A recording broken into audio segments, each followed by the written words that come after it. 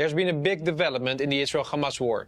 Israel agreed to a temporary ceasefire for the release of hostages. Now, this does not mean that the war is over. In this video, I will explain this hostage deal to you.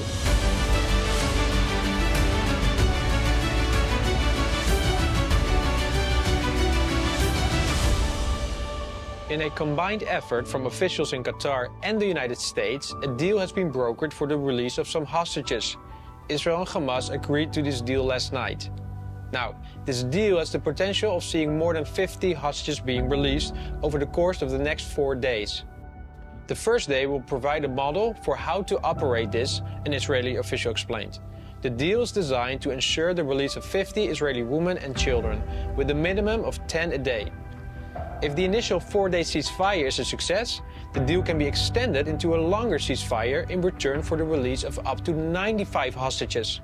Israel agreed to a ceasefire in order to bring home many mothers and children. But keep in mind, Hamas has a track record of not honoring ceasefires. This means if Hamas decides to start firing rockets on day 3, we might have only 30 hostages released.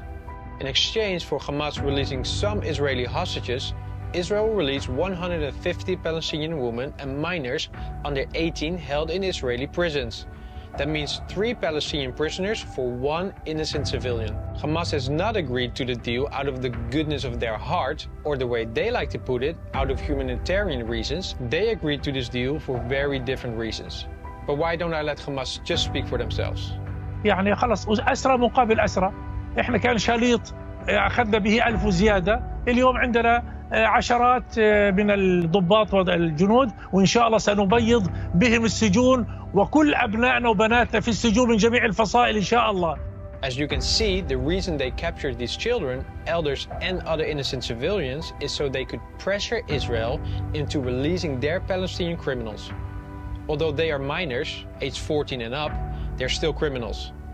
When you hear that they have been charged with light charges, that simply means that they did not kill anyone yet. We're not talking about a 15-year-old stealing a candy bar from Walmart. It ranges from throwing Molotov cocktails, throwing stones at vehicles, and being involved in the planning of terrorist activities. Everyone knows that you cannot negotiate with terrorists and that this is a bad deal. Even if it was 1 prisoner for 1 hostage, it still would be a bad deal. Remember, we are exchanging prisoners, criminals, for innocent babies, mothers, and children whom were whipped out of their homes, and which some of the children had to witness their parents being slaughtered to death. But I'm a father too. It wouldn't matter to me how bad the deal is. Just bring my babies home.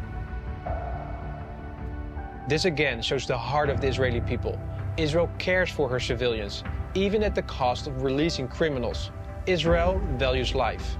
Although the West is putting lots of pressure on Israel for a permanent ceasefire, this war will continue. Israel made a commitment to its people to eliminate Hamas and to ensure that they won't have an entity in Gaza that supports or educates terror and ceases to be a threat to the Israeli people. Benjamin Netanyahu made it clear, quote, "We will return everyone home. And when I say everyone, I mean everyone," unquote.